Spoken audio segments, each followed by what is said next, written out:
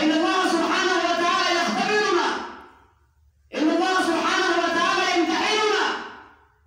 فالآن نحن في قاعة الاختبار. إن الله سبحانه وتعالى قد جعل هذه الأرض، أرض الهند، قاعة الاختبار ومكان الاختبار والامتحان.